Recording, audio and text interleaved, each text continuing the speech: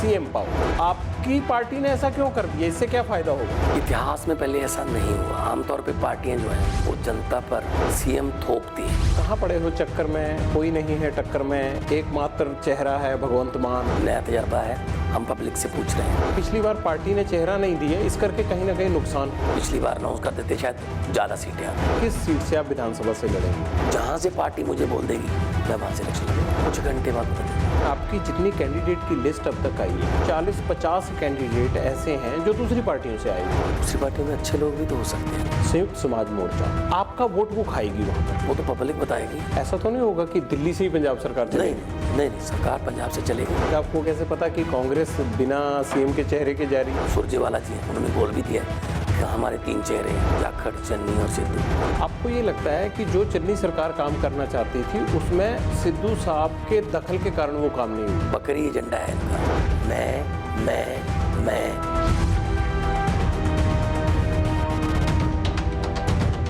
Phone मिलाओ, CM पाओ।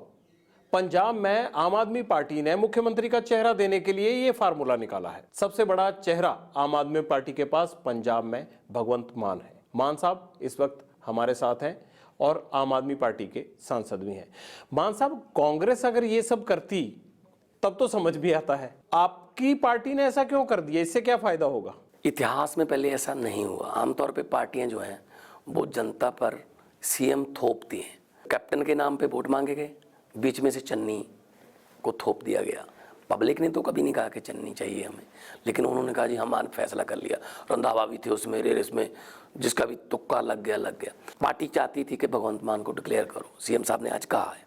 लेकिन मैंने कहा जी जनता में से निकले हैं तो एक बार जनता को भी पूछ लेते हैं। जनता की मोहर अगर लगती है तो पब्लिक को ये मान भी महसूस होगा कि हमने चुना है, इसका नाम हमने रिकमेंड किया था। तो कोई आपत्ति नहीं होनी चाहिए मेरे ख्याल में लोगों को पूछने में। आपत्ति तो किसको क्या होगी, लेकिन अब आपके कान जो है वो फोन पर लगे रहेंगे कि बिग बॉस क्या चाहते हैं, या ये लोगों को इन्वॉल्व करने की कोशिश है एक आम आदमी पार्टी की? जनतंत्र में जनता को तो इन्वॉल्व होना ही चाहिए हर उसमें। आमतौर पे क्या होता है, चुने हुए एमएलए, कई बार हंग असेंबली आती है, चुने हुए असेंबली लोग बिना जनता को पूछे किसी और पार्टी की तरफ चले जाते हैं जिनके विरुद्ध उन्होंने वोट किया होता है। तो कम से कम यहाँ ये तो पता चल जाएगा कि कितने % लोग किसको चाहते हैं। कहाँ पड़े हो चक्कर में, कोई नहीं है टक्कर में, एकमात्र चेहरा है भगवंत मान, फिर फोन कॉल, 1 हफ्ते का इंतजार। मुझे ये नहीं समझ आ रहा। नया तजर्बा है, हम पब्लिक से पूछ रहे हैं और मुझे उम्मीद है कि पब्लिक इसमें बढ़ चढ़ कर हिस्सा लेगी और अपना मन की बात। देखो, मोदी अपने मन की बात करता है, जन की बात तो कभी नहीं की उन्होंने। लोगों के मन की बात जानना, लोगों के मन की बात भी जाननी चाहिए ना। तो आपको नहीं लगता कि इस पब्लिक टेलीफोनिक रेफरेंडम में अगर आपका नाम निकल कर आता है तो फिर ये आपकी जिम्मेदारी होगी कि पार्टी को आप जीत के दरवाजे तक लेके जाए? ये बोझ बढ़ जाएगा आप पे? नहीं, बोझ मेरे पे भी बढ़ेगा, बोझ पब्लिक का भी एक जिम्मेदारी बन जाएगी कि हमारे कहने पे हुआ है ये आदमी, तो इसको जिताना फर्ज भी बन जाएगा। मैंने तो ये देखा है जोगिंदर जी, जिसको लोग ये कहते हैं कि तू क्यों नहीं लड़ता, तू क्यों नहीं MP बनता। मुझे 2 बार कहा है कि तू क्यों नहीं MP बनता। मैंने कहा पैसे नहीं है, कहते पैसे की जरूरत नहीं, हम लड़ेंगे।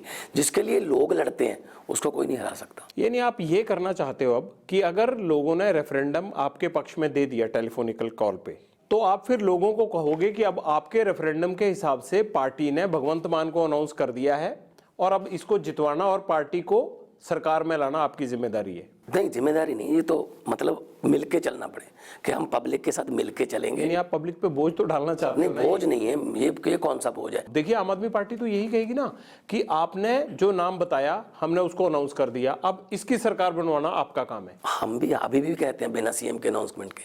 पंजाब के लोग हमें कहते हैं हमारा इनसे पीछा छुड़वा दीजिए, अकाली दल, कांग्रेस और BJP वालों से। सो हम ये कहते हैं, हम कौन होते हैं पीछा छुड़वाने वाले, ये काम आपको करना पड़ेगा, हम तो जरिया बन सकते हैं। तो पब्लिक के साथ मिलके चलने में कोई मेरे ख्याल में ताज्जुब नहीं किसी को होना चाहिए। और आम आदमी पार्टी लोगों में से निकली है तो लोगों से अगर मोहल्ला क्लिनिक या मैनिफेस्टो बनाते हैं, वहाँ पे हर मोहल्ले की अलग अलग दिक्कत है, तो मोहल्ले के लोग जो मैनिफेस्टो देते हैं उसको पूरा करते हैं, तो यही तो है ना असली फिर लोकतंत्र। 2017 में इससे भी ज्यादा हवा लग रही थी आम आदमी पार्टी की, लेकिन वो वोट में कन्वर्ट नहीं हो पाई। क्या आपको लगता है कि उस वक्त ये रेफरेंडम नहीं करवाया गया या सीएम का चेहरा नहीं दिया गया, इसलिए वो वोट कन्वर्ट नहीं हो पाया जो हवा में दिख रहा था? गलतियां तो हुई पिछली बार हमसे। तो केजरीवाल भी मान चुके। जी, कहते हैं कि जिसने कोई गलती नहीं की इसका मतलब उसने कोई काम भी नहीं किया। काम के दौरान गलतियां हो जाती हैं पटियाल साहब। लेकिन पिछली बार का जो हम नए थे, कुछ तजर्बा कम था। इस बार 5 साल हमने जो है वो जनता के बीच में रहकर बहुत कुछ सीखा। कई बार पब्लिक भी चेक करती है, टेस्ट करती है कि एक बार इनको विपक्ष में ला के देखें, अगर अच्छा काम करते हैं, खड़े रहते हैं तो इनको बड़ी जिम्मेदारी देंगे। तो इस बार सीएम के चेहरे के साथ जाने का फैसला पार्टी ने किया। पब्लिक आपको चेक कर रही है, आप पब्लिक को चेक कर रहे हैं, तो फिर दोनों जब मिक्स हो गए तो काम हो जाएगा। लेकिन आपको लगता है ना कि भी पिछली बार पार्टी ने चेहरा नहीं दिया, इस करके कहीं ना कहीं नुकसान हुआ? लोग कहते हैं इस बात की, हमें मिला है कि अगर पिछली बार अनाउंस कर देते शायद ज़्यादा सीटें आती। ये पिछली बार की जो वन ऑफ द गलती में से माना जाए। हमने मान लिया इस बात को, लेकिन इस बार पार्टी ने फैसला किया कि हम सीएम के चेहरे के साथ जाएंगे। और देखो, पिछली बार कैप्टन के चेहरे के साथ कांग्रेस गई थी, इस बार कांग्रेस नहीं जा रही किसी के चेहरे साथ। बीजेपी तो डबल इंजन सिंगल इंजन के नाम पे लड़ती है। और private limited company Akali Dal, उनके घर पे भी नहीं पता, क्योंकि पिताजी भी रैलियों में आने लगे हैं। तो एक इकलौती पार्टी है आम आदमी पार्टी जो सीएम के चेहरे के साथ जाएगी। उसके लिए 2-3 दिन का इंतजार कर। लेकिन आप एक बात बताइए मुझे, आपको कैसे पता कि कांग्रेस बिना सीएम के चेहरे के जा रही है, वो सीएम का चेहरा नहीं दे रही? उनकी लड़ाई बता रही है। सुरजेवाला जी हैं, उन्होंने बोल भी दिया है कि हमारे 3 चेहरे हैं, जाखड़, चन्नी और सिद्धू। उनके यहाँ जितना काटो क्लेश है ना, उतना किसी और में नहीं। लेकिन मान साहब, उनके तो 3-3 चेहरे दे रहे हैं, मुझे तो आपके अलावा यहाँ कोई और चेहरा नहीं दिख रहा। नहीं, कोई बात नहीं, हमारी पार्टी में बहुत चेहरे हैं। मैं अकेला विराट कोहली नहीं टीम को जिताता, उसके लिए टीम चाहिए मुझे। उसके लिए कोई भी बनेगा, टीम चाहिए। अगर तेंदुलकर बांग्लादेश की टीम में होता तो शायद बांग्लादेश को भी ना जिता पाता। अकेले तो हर रोज सेंचुरी नहीं लगती, लेकिन एक टीम वर्क है, टीम से चलेंगे। नहीं, आप वैसे मानते हैं कि आपके अलावा आम आदमी पार्टी में अभी ऐसा कोई चेहरा है जो इस रेफरेंडम में उभर के आ सकता है? पब्लिक बताएगी ना जी, ये तो पब्लिक का काम है। नहीं, आपकी असेसमेंट? नहीं, मेरे लिए तो सारे एक जैसे हैं। मैं तो किसी में, मेरे लिए कोई प्यारा या दो तारा नहीं है। एलओपी साहब हैं, प्रिंसिपल बुद्धराम जी पढ़े लिखे हैं, सबसे पढ़े लिखे विधायक हैं। मीत हेर है, बलजिंदर कौर जी हैं। मैं एमएलए का नाम नहीं पूछ रहा, मैं नाम बता रहा हूँ। चीफ मिनिस्टर के पूछ रहा हूँ कि आपको अपने चेहरे के मुकाबले कोई और चेहरा लगता है? मुझे नहीं दिखता कि है। मुझे पहली बात तो मैं मुकाबले में नहीं हूँ, एक तरफा है आपका। अगर मुझे सीएम के चेहरे की या सीएम की सीट का लालच होता तो जब मुझे बोला गया था कि अनाउंस कर देते हैं, तो मैंने ही तो बोला है कि जनता से पूछ लो, तो मैं एक्सेप्ट कर लेता। मुझे ये दिक्कत नहीं है, टेस्ट मीटर लगाया आपने, ये दिक्कत नहीं है मुझे कि कौन होगा। लेकिन मुझे मेरा पार्टी चाहे पोस्टर चिपकाने की ड्यूटी लगा दे, कर लूँगा। पंजाबी के शायर हैं सुरजीत पात्र, उनका एक शेर है कि मैं राहां ते तुरदा नहीं, मैं तुरदा हाँ तां राह बनदे, युगा युगा तो आउंदे काफले इस गल दा गवाह बनदे। हमेशा सोचिया बणीए लोकां दे प्यार दे पात्र, कदे भी नहीं सोचिया आओ बनदे या आ बनदे। मान साहब, चलिए अगले हफ्ते जब हम ऐसे मिलेंगे तो आप सीएम का चेहरा डिक्लेयर हो चुके होंगे, तो क्या आपने अपनी सीट डिसाइड कर ली या नहीं अभी, कि किस सीट से आप विधानसभा से लड़ेंगे? पहली बात। दूसरी बात, क्या आप सेफ सीट चुनेंगे या फिर आप किसी कांग्रेस या फिर अकाली दल की बड़ी तोप के अगेंस्ट चुनाव लड़ेंगे, जैसा आपने पिछली बार किया था? मेरे ख्याल में कोई भी पार्टी ना छोटी तोप को नहीं उतारती। 117 तोपें कांग्रेस की, 117 तोपें अकाली दल की। अपने आप को बहुत बड़ी तोप मानने वाले, हालांकि तोप नहीं है, वो चले हुए कारतूस हैं। कैप्टन साहब वो भी तोप हैं। तो हर कोई तोप होगा, ये नहीं है कि कोई छोटा पिस्टल है या कोई छोटा गोला है।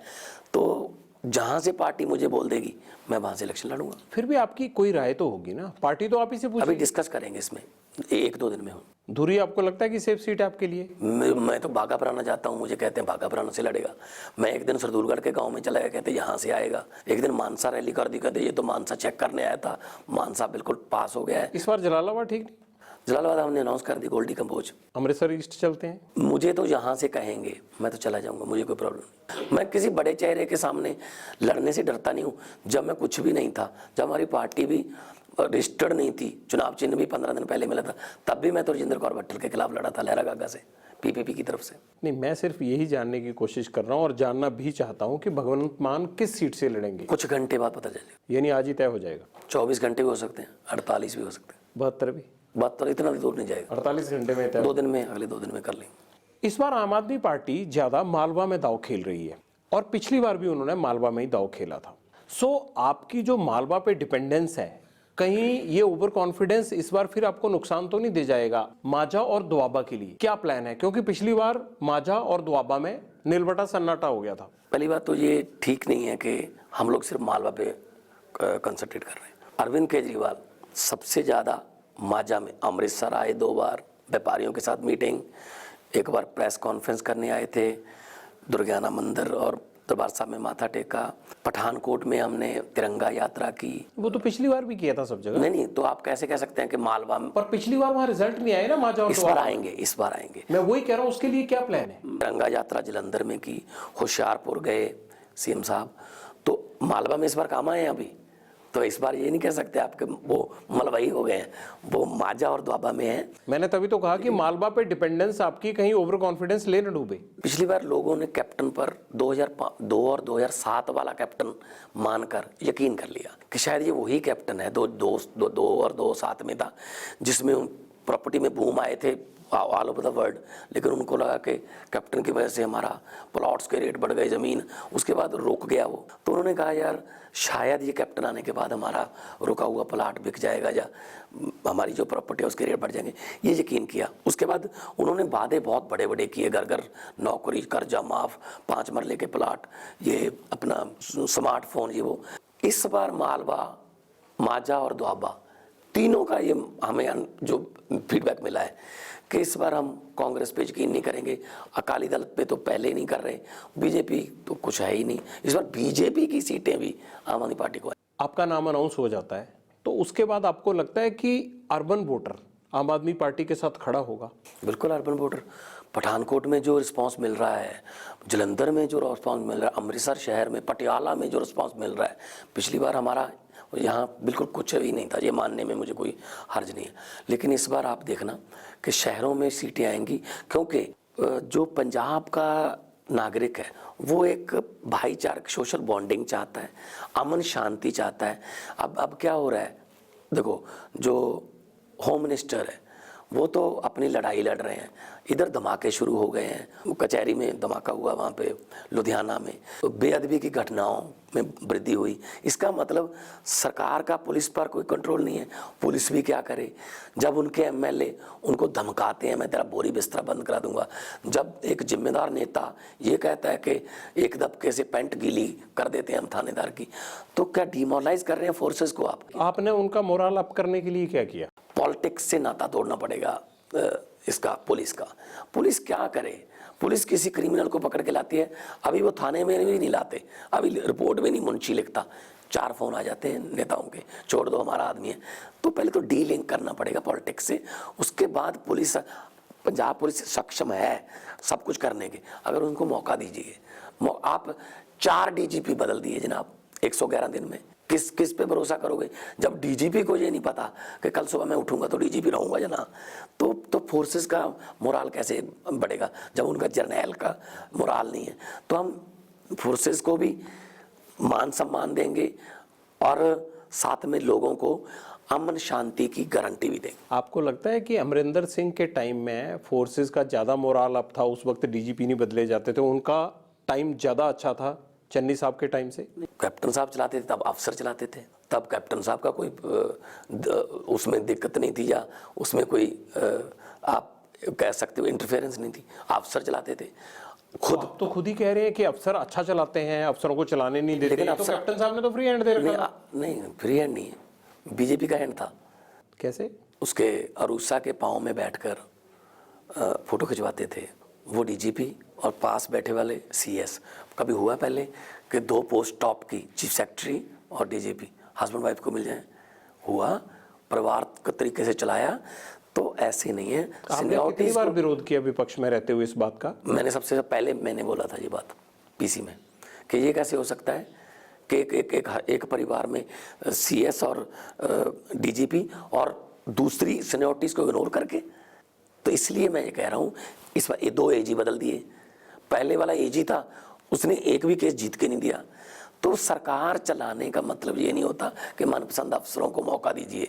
सरकार चलाने का मतलब है कि आप ऐसे ऑफिसर्स को लगाएं जिनकी जिम्मेदारी पब्लिक के प्रति बने। आप कांग्रेस में भी नुक्स निकालते हैं, आप अकाली दल में भी नुक्स निकालते हैं, लेकिन आपकी जितनी कैंडिडेट की लिस्ट अब तक आई है उसमें से कम 40-50 कैंडिडेट ऐसे हैं जो दूसरी पार्टियों से आए हुए हैं। अगर उन पार्टियों को गाली निकालते हैं तो उनके लोगों को आप इतनी इंपॉर्टेंस क्यों दे रहे हो? दूसरी पार्टियों में अच्छे लोग भी तो हो सकते हैं ना। वो अच्छे लोग अगर वहाँ से आते हैं, उनको वहाँ इग्नोर किया जाता है।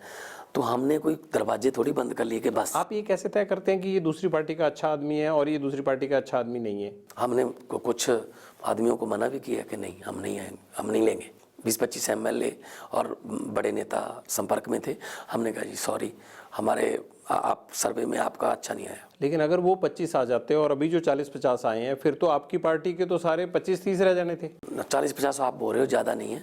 40 से 50 हैं। 13 लोग तो ऐसे हैं जिनको कि 48 घंटे के अंदर अंदर टिकट दे दिया गया दूसरी पार्टी। कोई बात नहीं, उनका सर्वे 2 महीने पहले से चलता आ रहा है। ज्वाइनिंग में लेट हो सकते हैं, लेकिन मैं इतना आपको कहना चाहता हूँ कि उनका जो जितने भी उनके कोई करप्ट या कोई जिन पर कोई दोष तय हो चुके हैं, हमने उनको मना किया, मैं नहीं लेंगे। जलंधर में ऐसा कहा जा रहा है कि किसी कैंडिडेट को दिया गया जिस आदमी पर कई केसेस दर्ज हैं। पॉलिटिकल केस हैं, 34 केस चल रहे हैं वहाँ पे केजरीवाल के खिलाफ। मेरे खिलाफ भी चंडीगढ़ में केस चल रहा है। आपके खिलाफ तो धरने के केस होंगे ना? तो ऐसे ही चीटिंग के, कोई फ्रॉड के, पॉलिटिकल केस हैं, जमीनें कब्जाने के, ऐसे थोड़ा होते हैं। आप माजा चले जाओ, घर घर में पर्चा है, हर घर में। और माजा के लोग क्या कहते हैं, आपके साथ हैं जी, रैली में खुल के नहीं आएंगे, लेकिन थोड़ा कोड लगने दो वरना पर्चा कर देंगे। तो ये पर्चा कल्चर है।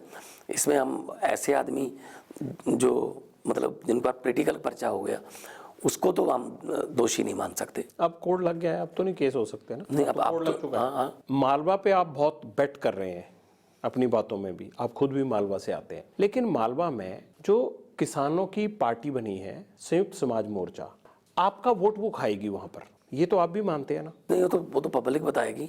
संयुक्त समाज मोर्चा एक पॉलिटिकल पार्टी है, मैं तो उनको बधाई दूंगा, शुभकामनाएं दूंगा, लेकिन पब्लिक बताएगी ना कि भाई उनकी सरकार बन रही है, जो उनके साथ जाने से किसका नुकसान हो रहा है। किसान संगठन काफी अपना जनाधार रखते हैं मालवा रीजन में, तो वहां पर संयुक्त समाज मोर्चा को आपका वोट ना शिफ्ट हो, ना ट्रांसफर हो, ना ले पाए, इसके लिए आपके पास क्या प्लानिंग है?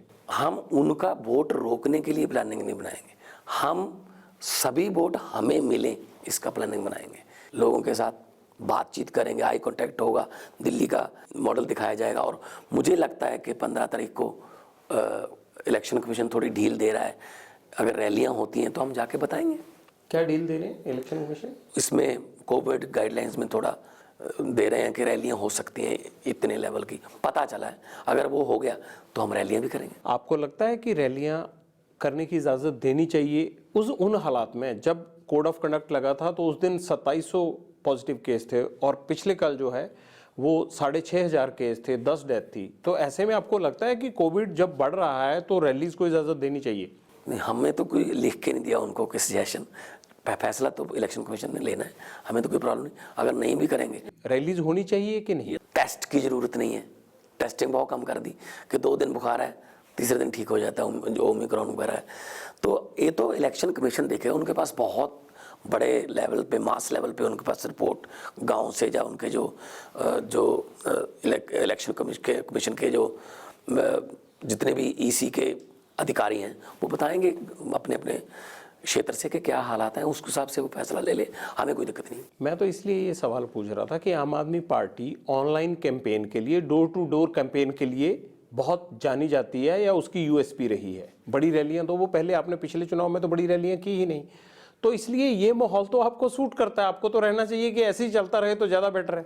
कोई बात नहीं, कुछ हमारे कैंडिडेट हैं जो कहते हैं हमने रोड शो करने हैं, जहाँ हमने रैली करनी है तो रैली कर लेंगे, कोई ऐसी बात नहीं है। ये तो इलेक्शन कमीशन के जो भी उनकी गाइडलाइन होगी हम मानेंगे उनको। जो वादे आप कर रहे हैं आज की डेट में, उन वादों को भी ये लग रहा है कि इतने बड़े बड़े वादे या इतनी फ्री की पॉलिटिक्स ये कैसे सक्सेसफुली अमल करवाएंगे। कहीं ये भी ऐसे तो नहीं होगा कि जो 2017 में कैप्टन साहब ने वादे किए और वो कहते रहे पूरे हो गए और आप सब कहते रहे कि पूरे नहीं हुए। दिल्ली में एक भी रुपया कर्जा नहीं है, बल्कि बजट जो है वो डबल से ज़्यादा हो गया दिल्ली का, ठीक है। और दिल्ली में जो पुल 350 करोड़ में बनता था 200 करोड़ में बनाया, 150 करोड़ बचा तो दवाइयाँ फ्री कर दी, मोहल्ला क्लिनिक, हॉस्पिटल और स्कूल। जिन स्कूलों को देखने के लिए ट्रंप की वाइफ ने कहा कि मैं दिल्ली के स्कूल देखना चाहती हूँ, तो बीजेपी सरकार ने एमसीडी वाले स्कूल नहीं दिखाए। अरविंद केजरीवाल से मनीष सिसोदिया से चाबी मांगी थी कि आपके स्कूल की चाबी दे दो, हम दिखा देंगे। इट मीन समथिंग, इसका मतलब है कुछ।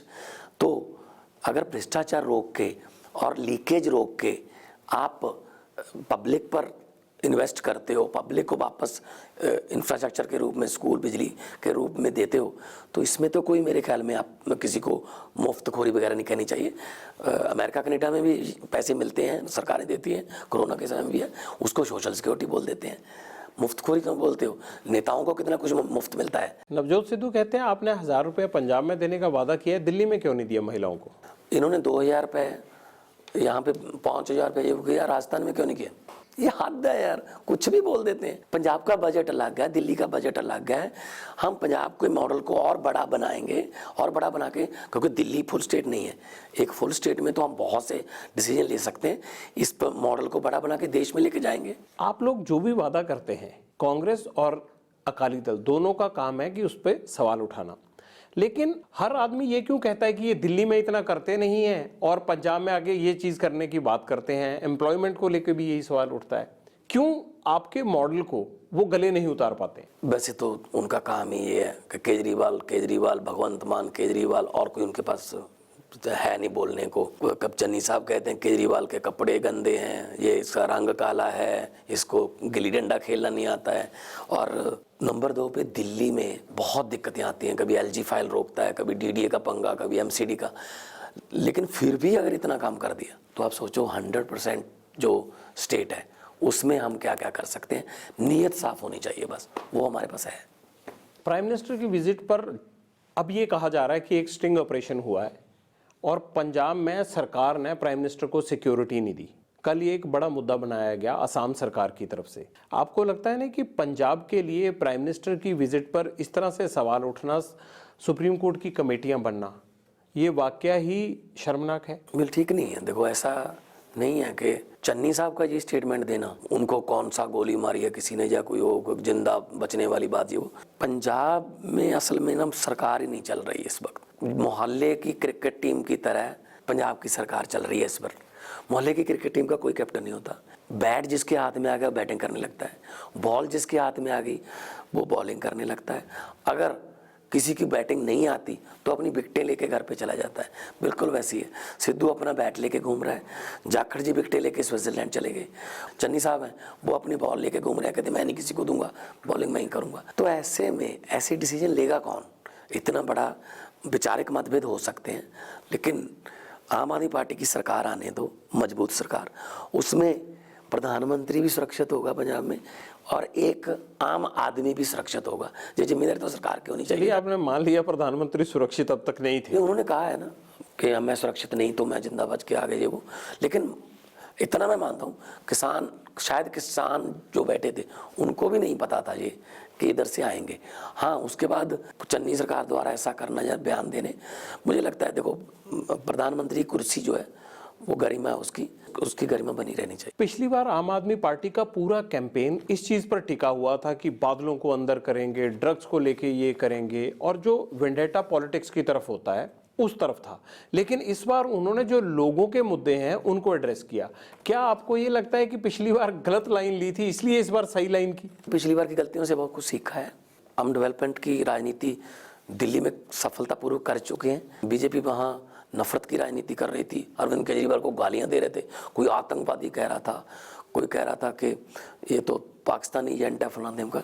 लेकिन लोगों ने कहा कि भाई आतंकवादी नहीं है, हमारा छोटा भाई है, बड़ा भाई है, और स्कूलों और अस्पतालों और बिजली पानी की राजनीति करता है, हमें यही पसंद है।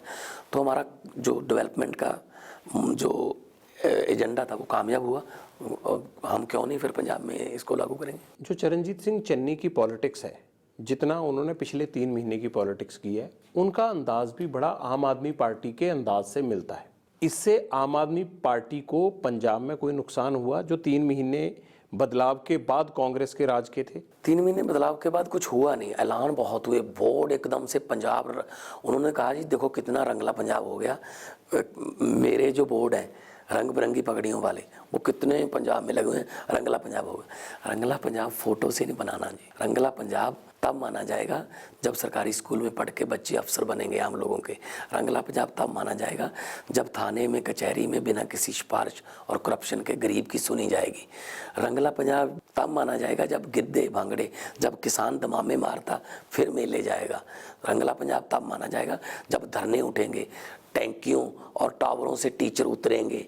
रंगला पंजाब तब माना जाएगा जब नहरों में छलांग लगाने की जरूरत नहीं पड़ेगी बेरोजगारी के मारे नौजवानों को, कि हमको इससे अच्छा तो मारे जाते हैं, तब रंगला पंजाब बनेगा सर। 111 दिन में उन्होंने सिर्फ ऐलान किए, कुछ नहीं किया। लेकिन अगर ये इतना आसान होता तो मान साहब आपको नहीं लगता कि कोई भी चीफ मिनिस्टर या कोई भी मंत्री ये कर देता? नहीं, उनको करने नहीं दिया ना। चन्नी, अगर हो सकता है चन्नी की नीयत ये हो कि मैं करूँगा, लेकिन चन्नी साहब कहते थे मैं 5.5 रुपये रेता कर दूंगा, साथ में बैठे सिद्धू साहब कहते कहाँ हो गया 5.5, वही मिल रही है 3700 रुपये की ट्राली, ये तो मैं करूँगा।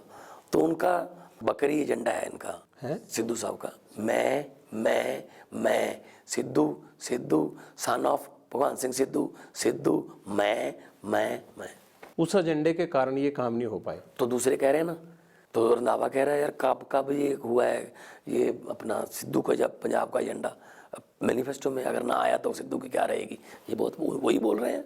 आपको ये लगता है कि जो चन्नी सरकार काम करना चाहती थी उसमें सिद्धू साहब के दखल के कारण वो काम नहीं हुए? सिद्धू का अकेले का दखल नहीं है ना, जाखड़ की चन्नी से नहीं बनती, चन्नी की भाजपा से नहीं बनती, भाजपा की रंधावा से नहीं बनती, रंधावा की बिट्टू से नहीं बनती, बिट्टू की सिद्धू से नहीं बनती, सिद्धू की किसी से नहीं बनती। अब क्या करें, हर दूसरे दिन दिल्ली बुलाना पड़ता है उनको कि भाई ऐसे मत करो। हरीश रावत तो मतलब दुखी होकर चले गए, कहते बस करो जी, मेरे से नहीं संभाला जाएगा इनको। लेकिन जाखड़ साहब तो बाहर बैठे हुए हैं और बाकी तमाम लोग जो हैं वो काम कर रहे हैं, सिद्धू साहब अपना भाषण दे रहे हैं, तो उसमें काम तो जो चीफ मिनिस्टर होता है उसी को करना है, हुक्म तो उसी को चलता है। कि जैसे ही वो कुछ क्या करने की कोशिश करते हैं तो कहते हैं नहीं जी ये नहीं हो पाएगा। अब तो कोड लग गया, अब क्या रह गया, अब तो कुछ नहीं हुआ। 36,000 मुलाजमों को पक्के करने के बोर्ड लग गए। मैंने सबसे पहले कहा प्रेस कॉन्फ्रेंस करके कि मैं 3 बिन 0 बार जो लास्ट वाली है वो काट देता हूँ, 36 मिला दो जी जो पक्के किए। फिर मान गए ना कि जी हमने फाइल भेजी थी राज्यपाल के पास और राज्यपाल ने साइन नहीं किए। भाई अगर आपको पता था कि अभी साइन नहीं हुए तो बोर्ड क्यों लवाए पंजाब में कि हमने ये काम कर दिया? और राज भवन ने प्रेस नोट भी भेजा कि हमने तो वापस कर दी फाइल आपको। कहते हैं हाँ जी अभी हमने चेक नहीं की। मतलब इनका आपस में तालमेल ही नहीं है। मान साहब एक बात बताइए, कई लोगों के मन में बड़ी ये शंका होती है कि भगवंत मान कैसे चलाएंगे यार पंजाब को? मैं अकेला थोड़ी चलाऊंगा पंजाब, टीम होगी और कलेक्टिव डिसीजन होंगे। अगर मुझे स्कूलों को ठीक करने के लिए मुझे सलाह लेनी होगी, डिप्टी सीएम मनीष सिसोदिया से लूँगा ना सलाह कि सर आपने कैसे किए ये। अगर मुझे गवर्नेंस और अच्छा करने के लिए मुझे कहीं से भी किसी प्रोफेसर की, किसी यूनिवर्सिटी के वाइस चांसलर की सलाह लेनी पड़ी तो मैं लूँगा। हमारे पास बहुत एक्सपीरियंस्ड लोग हैं जो नॉन पॉलिटिकल हैं लेकिन बहुत तजर्बा है उनका। अगर रोड मैप में मेरे विज़न में वो आते हैं कि हाँ ऐसे कर दो इसको, ये है, तो मैं उनकी सलाह लेके चलूँगा। मैं अभी भी जोगिंदर भाई, अभी भी मैं पार्लियामेंट में जब बोलना होता है किसी टॉपिक पे, मैं उस टॉपिक के स्पेशलिस्ट से बात करता हूँ कि जी मैंने बोलना है 5 बजे, तो मैं इस पे क्या क्या पॉइंट है सर जो बोल सकता हूँ, क्योंकि सारी नॉलेज मुझे नहीं हो सकती, ठीक है ना। तो एक्सपर्ट से बात करें। ऐसा तो नहीं होगा कि दिल्ली से ही पंजाब सरकार चलेगी? नहीं, ऐसा नहीं हो। क्योंकि इस बात को लेके आपकी पार्टी लीडरशिप में पहले बड़ा हो हल्ला रहा है, मैं इसलिए पूछ रहा हूँ। नहीं, सरकार पंजाब से चलेगी। कोई सलाह लेनी होगी तो स्पेशलिस्ट हमारे पास बहुत बैठे हैं, स्पेशलिस्ट हमारे पास वाइस चांसलर बैठे हैं। वातावरण के संबंधी कोई फैसले लेने हैं या जो पोल्यूटेड वाटर है तो सीचेवाल साहब से बड़ा कौन सा नाम हो सकता है, उनको बुला के पूछेंगे। उन्होंने पोल्यूशन बोर्ड का मेंबर भी बना के रखा उनको, लेकिन चलने नहीं दी। डिसीजन मेकिंग पावर दे दो। वो आदमी कितना काम कर रहा है पानी को ठीक करने के लिए। पंजाब का पानी जो है वो ना पीने लायक है ना सिंचाई के लायक है, काला पानी है, काला पानी। मतलब नंगल से भाखड़ा निकलती है, नंगल से सतलुज निकलता है। भाखड़ा नीले रंग की जाती है, सतलुज जलंधर तक जाते जाते काला क्यों हो जाता है? क्योंकि भाखड़ा में से पानी पंजाब में निकलता है, भाखड़ा में कहीं से डलता नहीं है। और सतलुज में जो डंप करते हैं पोल्यूटेड वाटर फैक्ट्रियों का, सब कैंसर जो है वो उसमें डाल दिया जाता है। क्यों ना उसके लिए सीचेवाल साहब से लेके सीचेवाल मॉडल जो है वो उसको तो पूरे देश के लोग देख के जाते हैं। मैं एग्जांपल दे रहा हूँ। भ्रष्टाचार मुक्त कर देंगे पंजाब को, ड्रग्स फ्री कर देंगे पंजाब को 3 महीने में, ये इतना आसान है? हो सकता है, नीयत साफ होनी चाहिए। अगर ऊपर से ईमानदारी चले तो नीचे तक पहुंचती है, चोरी ऊपर से चले तो नीचे तक पहुंचती है। मैं पंजाबी में एक उदाहरण देता हूँ। पंजाबी में हम जो सिंचाई करते हैं तो उसको खाल बोलते हैं, जिसमें से पानी चलता है। अगर उसमें खड्ड हो जाए ना, उस लीक हो जाए, बाहर से बंद नहीं होता वो। अगर बाहर से बंद करोगे तो इधर से निकल आएगा, उधर से बंद करोगे इधर से। जितनी देर एडी जो है आपकी अंदर नहीं उसकी खड्ड में लगती ना ऐसे करके, तब उतनी देर तक वो बंद नहीं होती। तो चंडीगढ़ से अगर बंद होगा ना भ्रष्टाचार तो गांव तक पहुंचेगा। अब चंडीगढ़ से हिस्से शुरू हो जाते हैं तो गांव तक पहुंचते हैं। लेकिन ये भ्रष्टाचार के आरोप तो आपकी पार्टी पर भी लग रहे हैं। अभी कह रहे हैं कि टिकट बिके। सबूत दे दो, 1 रुपए का सबूत दे दो, पार्टी से निकाल देंगे। राज्यपाल साहब कल मुझे कह रहे थे कि मैंने सबूत अरविंद केजरीवाल को दिए थे। एक ऑडियो दे दी, 2 आदमी बातें कर रहे हैं कि मेरे केजरीवाल से काम कराना, मुझे बताना। मैंने भी कहा कि उसमें सबूत नहीं है, तो वो कहते कि सब कुछ होता है इनमें। नहीं, ऐसे तो कोई भी किसी को बोल देगा। ऐसे कुछ बताओ कि किसी को टिकट बेची किसने और खरीदी किसने, बता दो सबूत। तो ये तो अकाली दल और कांग्रेस भी कह सकते हैं आपको कि आप भी कुछ भी बोल दोगे तो हो थोड़ा गया। हम उन पर कोई कौन सा इल्ज़ाम लगा रहे हैं? हम तो ये कहते हैं कि लोग कह रहे हैं कि भाई हमसे हमारे काम नहीं हुए, नौकरी नहीं दी। और अगर इतने ही जितना सुखबीर बादल काम गिना रहा है कि ये भी हमने कही, फिर लोगों ने हटाया क्यों उनको? ऐसी क्या जरूरत पड़ गई थी? फिर तो रहते 25 साल राज करने के वादे करने वाले 14 सीटों पर कैसे आ गए? आम आदमी पार्टी ओपिनियन पोल में आ गया है, इसको देखकर तो आप काफ़ी खुश होंगे आप। लेकिन मेहनत हम करेंगे, मेहनत नहीं छोड़ेंगे।